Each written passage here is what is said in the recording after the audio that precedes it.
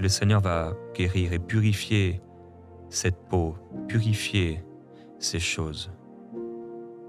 Amener la guérison. La guérison, c'est en lui. On est comme les disciples dans la barque. Jésus, tu t'inquiètes pas de ce qu'on périt. Tu t'inquiètes pas de ce projet, Seigneur, tu t'inquiètes pas de ma famille. Et en fait, pendant qu'on prie des fois, encore et encore, j'aime ta présence de Dieu. Oui, je t'aime, Jésus. Oui, j'aime, Seigneur est là. J'aime ta Il y a des brebis avec des craintes dans le cœur. Et continue Marie. Des craintes dans le cœur. C'est comme des points noirs, mais assez importants, des taches noires dans le cœur. Elles sont dans le pâturage, mais elles ont des craintes dans le cœur. Et le Seigneur va enlever ces craintes. C'est ni par force, ni par puissance, mais c'est par le Saint-Esprit. Il n'y a que lui qui peut le faire. Seigneur, merci d'enlever ces tâches en se collant à toi. On est transformé dans ta présence. Seigneur, dans ta présence. Comme le berger qui prend la brebis dans ses bras pour la porter. Tu nous portes. Tu nous portes. Et tu prends soin aussi, Seigneur, du nouveau-né. La brebis nouveau-née qui apprend à marcher, qui tombe et qui se relève. Les premiers pas sont difficiles et elle se dit, mais est-ce que un jour je vais pouvoir marcher? Le Seigneur veut t'encourager toi aussi. Oui, tu marcheras à mes côtés et tu te réjouiras. Alléluia. Je t'aime, mon Jésus, oui, j'aime ta présence. À travers ce moment qu'on est en train de vivre tous ensemble, il s'agit de s'arrêter pour prier. Mais pas prier, demander. La prière, c'est aussi l'expression de notre cœur qui s'ouvre à Dieu dans le calme et le repos. C'est la recherche de notre cœur et le désir d'être touché par lui. Alors on lit dans Matthieu chapitre 9 et verset 15. Jésus leur répondit, « Les amis de l'époux peuvent-ils s'affliger pendant que l'époux est avec eux? Les jours viendront où l'époux leur sera enlevé, et alors ils jeûneront. » Amen. On va lire également, et j'aimerais que tu puisses lire tranquillement, Marie, dans Marc, chapitre 2 et versets 19 et 20. Jésus leur répondit, « Les amis de l'époux peuvent-ils jeûner pendant que l'époux est avec eux?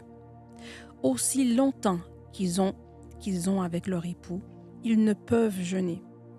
Les jours viendront où l'époux leur sera enlevé, et alors ils jeûneront en ce jour-là. » Amen.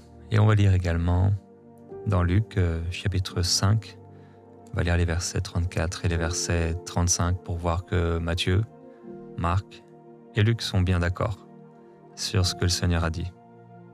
Il leur répondit, « Pouvez-vous faire jeûner les amis de l'époux pendant que l'époux est avec eux?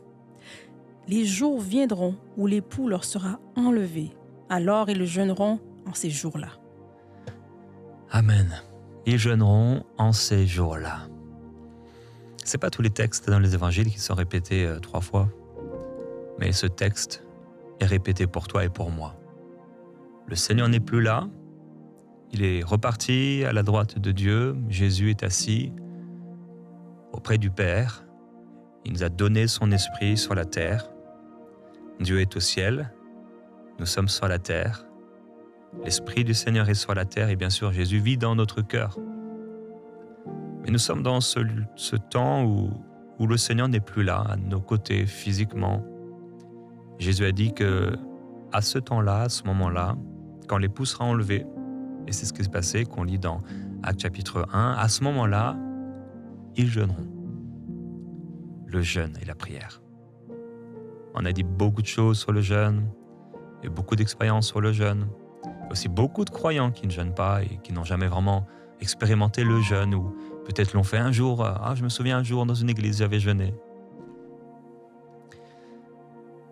Le jeûne est cet outil que le Seigneur nous a donné quand la présence de Jésus nous manque. Il n'est plus là. Sa présence nous manque. On veut plus de lui. On a besoin de lui. Il n'est pas là physiquement à nos côtés. On a besoin du Seigneur. Et c'est là qu'il faut jeûner. On se prive de nourriture pour quelque chose dont on est privé, la présence de Dieu, la gloire de Dieu.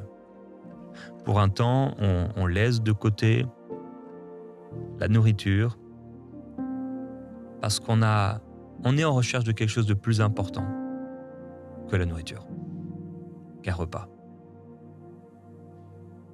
On n'est pas prêt à abandonner la présence du Seigneur pour un plat de lentilles. On veut davantage. On veut le toucher.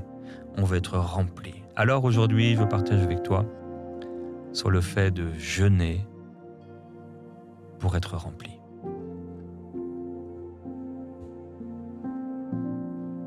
Sous la pression, sous la tension,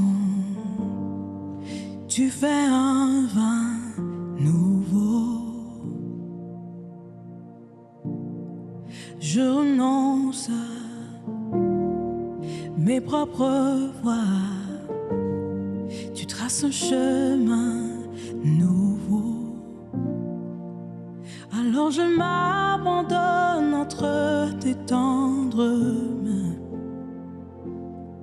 Quand j'ai confiance en toi, je n'ai plus rien à craindre.